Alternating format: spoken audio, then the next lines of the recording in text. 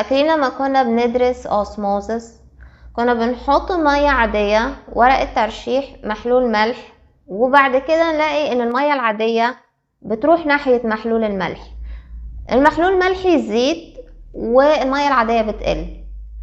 دي حاجة طبيعية جدا بتحصل علشان التوازن يحصل. نفس الشيء بيحصل في العلاقات المسمومة على فكرة. اي اتنين على وجه الارض بيتقابلوا لازم بيحصل ما بينهم تبادل energies، ده عادي.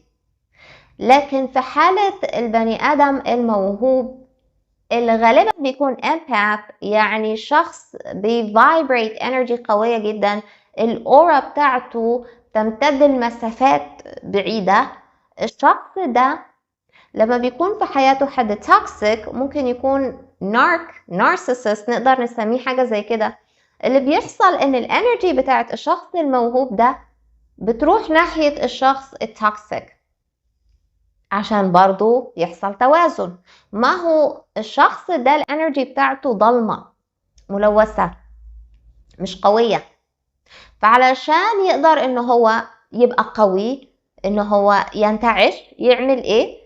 يشحن نفسه من الشخص الموهوب. دي حاجة بتحصل على فكرة، ده طبيعي عشان يحصل توازن. طول ما الشخص التوكسيك في حياة الشخص الموهوب لازم هيحصل ان الانرجي بتاعت الشخص الموهوب تروح للشخص التوكسيك، تتشطط من الاخر.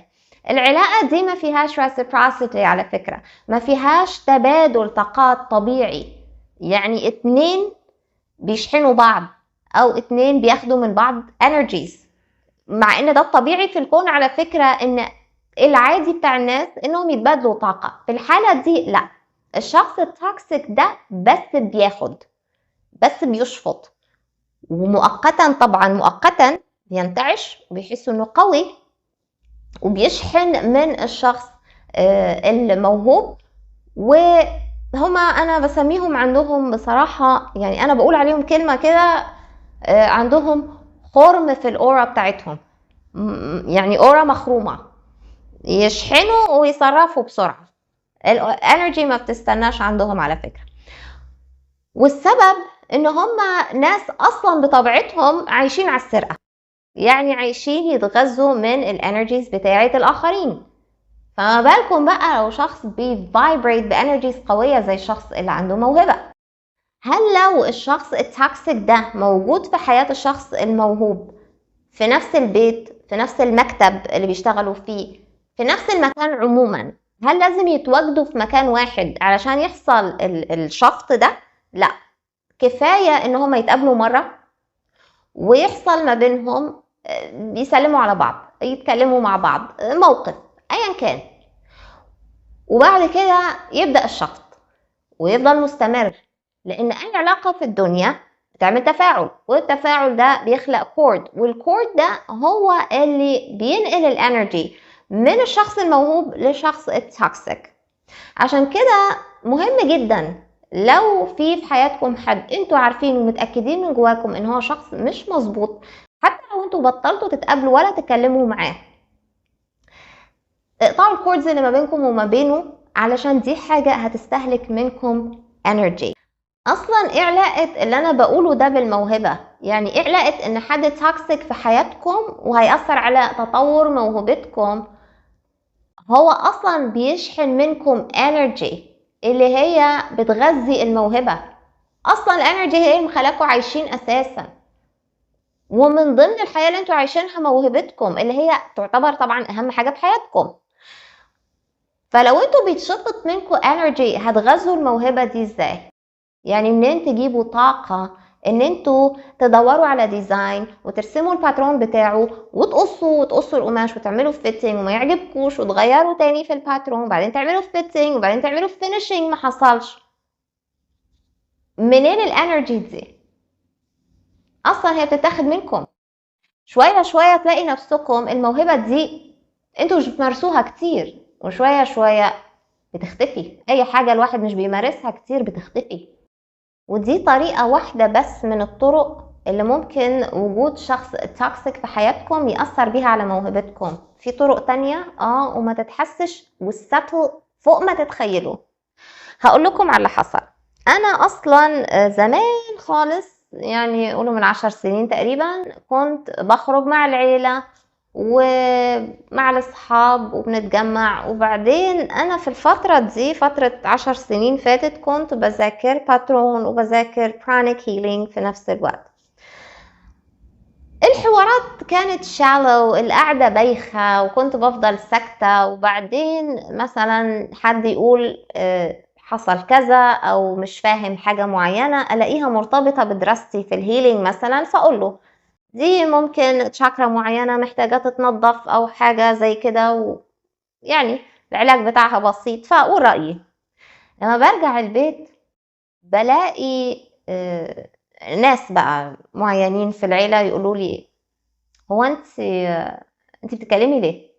هو انت عشان ذاكرتي كلمتين وقريتي كتابين واخدتي كورسين خلاص مش كل حاجة تقعدي تذاكريها تتكلمي فيها؟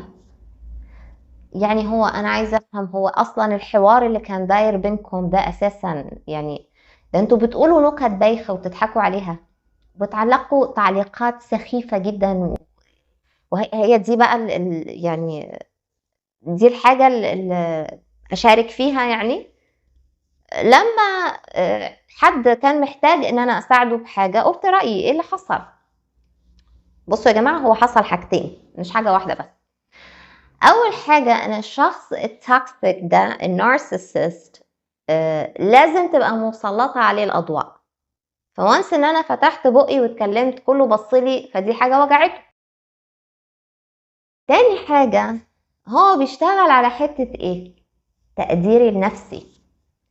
لما يعمل لي يعني تحقيق بعد لما رجعنا ويقول لي ما تبقيش تتكلمي والحوار كان ملوش لازمة ومفيش داعي، ويعني كلنا مش مهتمين باللي انتي بتتكلمي فيه ده اصلا، فهو دلوقتي عمل ايه؟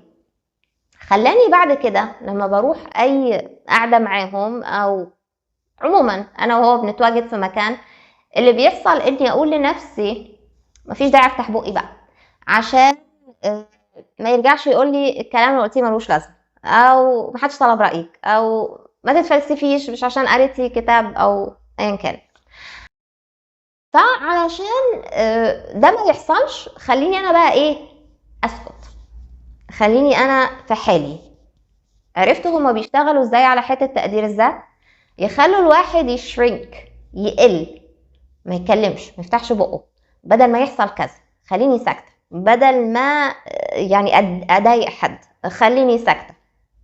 هما بيعملوا كده. شويه شويه تلاقوا نفسكم بديتوا تشكوا في نفسكم، في تقديركم واحترامكم لنفسكم، في قدراتكم.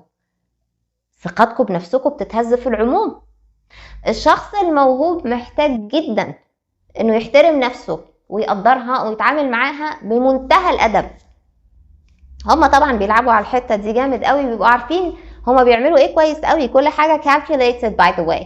يعني هو ما قاليش كده بالصدفه، يعني مش غصب عنه، مش مثلا الحوار كان لازم يبقى تافه وانتي احرجتيني وقلتي كلام مهم، لا خالص. هو اللي هو بيعمله ده calculated. هو دلوقتي ابتدى يهز ثقتي في نفسي. دي العلاقات التوكسيك، دول الناركس بيعملوا كده في حياة الاشخاص الموهوبين. شوية شوية تلاقوا الانرجي بتاعتكم اللي كانت بتضايب لمسافات بعيدة عمالة بتقل، وهم برضو بيشحنوا وبيستهلكوكم. انا لاحظت ان هو بعد كده مهتم جدا لازم اكون موجودة في كل قعدة في كل مكان. ليه؟ التشارجر بيحط البلاج وبيشحن، هو محتاج كده بالاوسموزس. لكن متفتحيش بقك، متتكلميش ولا كلمة، اقعدي كده على جنب، كملي الايمج. لكن وانتي ساكتة، عشان تحافظوا على موهبتكم وعشان تحافظوا على تقديركم لنفسكم وعشان تتطوروا بسرعة، لازم تخرجوا من حياتكم اي شخص توكسيك. تخرجوه بمعنى تقطعوا الكوردز، مش تخرجوه يعني خلاص انا ما بكلموش او انا بعيد عنه. اقطعوا الكوردز اللي عماله بتديهم الانرجيز بتاعتكم، بتوصلها لهم. الكورد ده لو اتقطع كده تمام، كده العلاقه انتهت وانتوا بامان وتقدروا تتطوروا بمنتهى السرعة وبطريقة دراماتيك في شغلكم. شكرا لوقتكم، شكرا لمتابعتكم، وأتمنى الكونتنت يكون عجبكم. لو عجبكم please like and share، واعملوا subscribe للchannel وضغطوا النوتيفيكيشن bell. أشوفكم الفيديو الجاي.